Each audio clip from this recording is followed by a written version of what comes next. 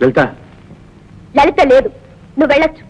లలిత, ఎవరు తమాషాగా మాట్లాడుతున్నావు? నీతో మాట్లాడడానికి అసహ్యంగా ఉంది, పైగా తమాషా కూడానా? నీ లలిత నిన్ననే చచ్చిపోయింది. ఏమిటా మాటలు? మర్చిపోయిందా? కాదు, నిజం తెలిసాక మనసే చచ్చిపోయింది కనుకొనే ఈ లలిత జీవత్వం అయింది. ఎందుకు ఇలా మాట్లాడుతున్నావు లలిత? నిన్నెంతగానో ప్రేమించిన నన్ను. ప్రేమ కప్పను కావాలనుకుంటుంది పావు, అది ప్రేమేనా?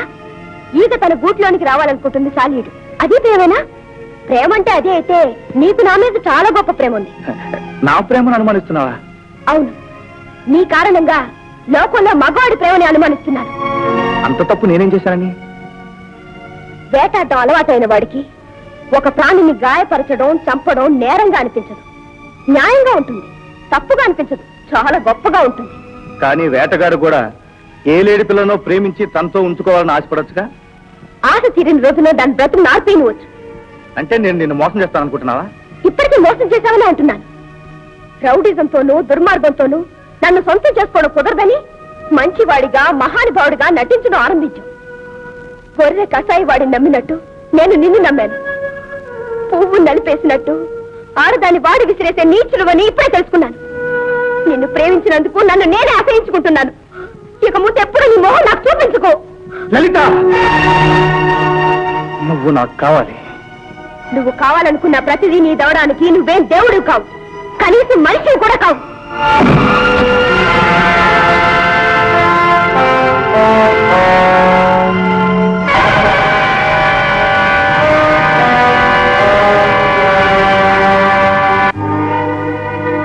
జీవితంలో ఏనాడు ఎవరి చేత ఏ మాట పడని నన్ను నోటుకొచ్చిన మాట్లాడతా ఎదిరించి సాధిస్తారని అలాంటోళ్ళు.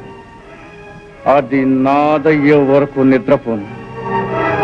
రాజా, దీనికింత మదన పడిపోతావెందుకు? దాన్ని డబ్బుతో దారిలో పెట్టు.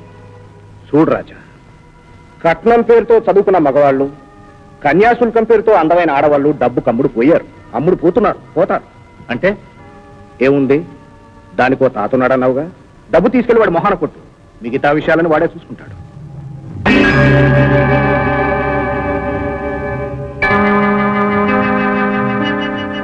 ఏమిటిది? డబ్బు. ఎందుకు? ఇన్నేళ్లుగా ఈ లోకంలో బతుకుతున్నావు, డబ్బు ఎందుకో కూడా తెలీదా? నాకెందుకు ఇస్తున్నావు? నీ మనవరాలు నాకు కావాలి, అందుకు. మా అమ్మాయికి నువ్వంటే ఇష్టం లేదు, ఇష్టపడేట్టు నువ్వు మార్చాలి, అందుకే ఈ డబ్బు. నేను ఆ పిల్లకి తాతను, డబ్బు కోసం తాచే దాహన్నగాను. బాగా బుద్ధి చెప్పావు. సిగ్గు లేక ఇంకా ఎందుకు నిలబడ్డాడో కనుక్కో. తనకి తన డబ్బుకి ఈ ఇంటి ఆవరణలోని పిడికల మట్టుకున్న విలువ కూడా లేదని తెలుసుకోమను. మానవ అభిమానం ఉన్న మనిషి అయితే మళ్ళీ ఇక్కడికి రావద్దని చెప్పు. లలిత, అహంకారాన్ని రెచ్చగొట్టిన ఆడదాన్ని మగవాడు సాధించి తీరుతాడు. నేను ఇక్కడికి రాను, నువ్వు మాత్రం నా కాళ్ళ దగ్గర పడి తీరుతావు, గుర్తుంచుకో. ఆగు, ఇదిగో నీ పాపం, నీతోనే పట్టుకో. నీ సలహా వల్ల నాకు చచ్చేంత అవమానం జరిగింది. నీ భార్యలాగే ప్రతి ఆడది డబ్బుకు దాసం అనుకుంటుందని నీ తెలివి తక్కువతనం వల్ల నేను తలంచుకోవాల్సి వచ్చింది. డబ్బుకు లొంగలేదా? అయితే డబ్బుకే కాదు, అది దేనికి లొంగదనిపిస్తుంది. డబ్బు పడేస్తే మన వెంటబడే ఆడవాళ్ళు ఉండగా నువ్వు ఆ ఒక్కదాని కోసం కలవరబట్టం తెలివి తక్కువతనం. నా మాట విని దాన్ని మర్చిపో.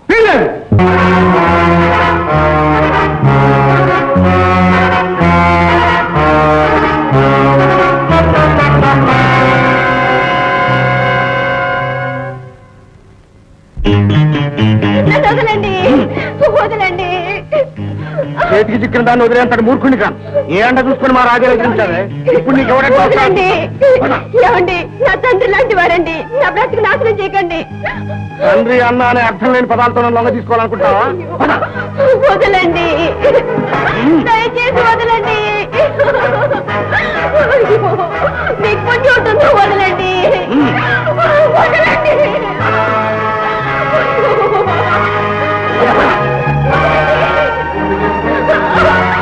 నన్ను వదలండి, నన్ను వదలండి. నిన్ను మా రాజా నలిపేసి నేను రాసేయాలి. రాజా, కోరిన దాన్ని తనివి తీరా అనుభవించు.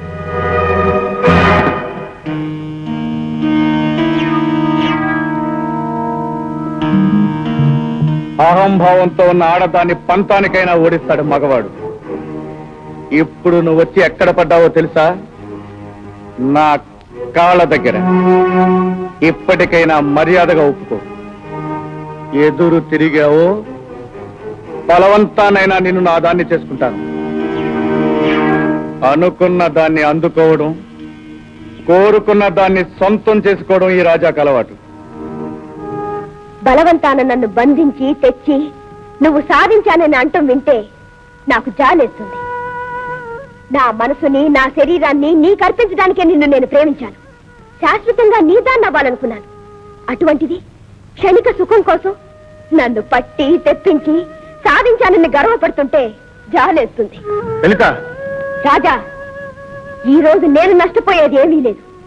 ఎందుకంటే నిన్ను ప్రేమించిన రోజునే నేను మోసపోయి నా మనసును పోగొట్టుకున్నాను. నన్ను బలవంతంగా అనుభవించడం వల్ల నువ్వు పొందే ఆనందం కంటే పోగొట్టుకున్న నా ప్రేమ, మమత, అనురాగం ఎక్కువ విలువైనవి. లలిత, ఆడది తన జీవితంలో ప్రేమించేది ఇద్దరిని. తన మనసుని, తనువుని, జీవితాన్ని పంచుకునే మగవాణ్ణి, తన రక్తం పంచుకు పుట్టే కన్నబిడ్డని. కన్నబిడ్డగా తల్లిని పోగొట్టుకుని ఒక ప్రేమను ఏనాడో పోగొట్టుకున్నావు.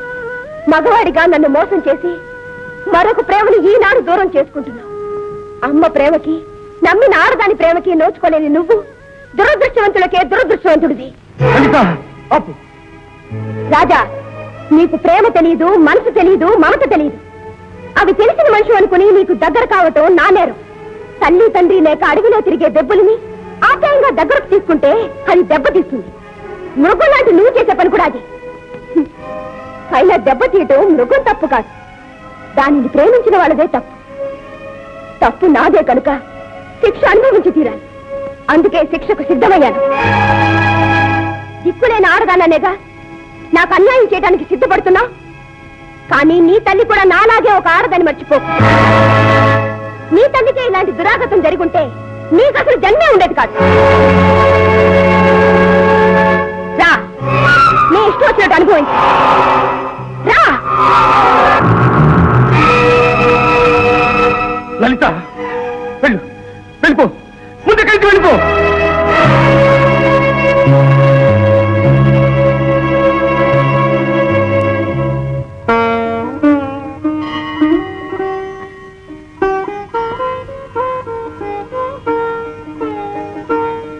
అదేమిటమ్మా లలిత, కళ్యాణం దగ్గర పడుతుంటే సంతోషించాల్సింది పోయి అలా కన్నీరు పెడుతున్నావే?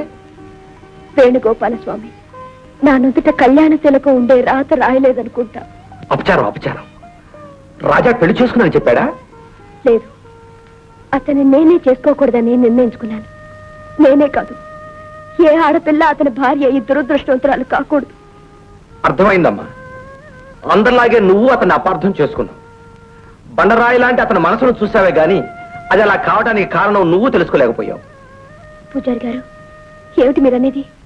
మరేం లేదమ్మా. అతని చిన్నతనం గురించి నువ్వు తెలుసుకుంటే అతనిలోని అసలు మనిషి నీకు తెలుస్తాడు. 15 ఏళ్ల క్రితం రాజా తల్లి యశోదమ్మ ఇదే గుళ్ళో పనిచేస్తుండేది. అప్పుడు అతని వయసు 10 ఏళ్లు. అలాంటి పరిస్థితుల్లో అతనిలోని చిన్నారి మనసు బండబారిపోయింది. దేవుడి మీద కోపం, లోకం మీద కసి ఆ పశువాని హృదయం మీద చెరగరాని ముద్ర వేశాయి. ప్రేమకు, మమతకు నోచుకోలేని దురదృష్టవంతుడు. నీ సహచర్యంతోనైనా మామూలు మనిషి అవుతాడని ఎంతో ఆశించాను.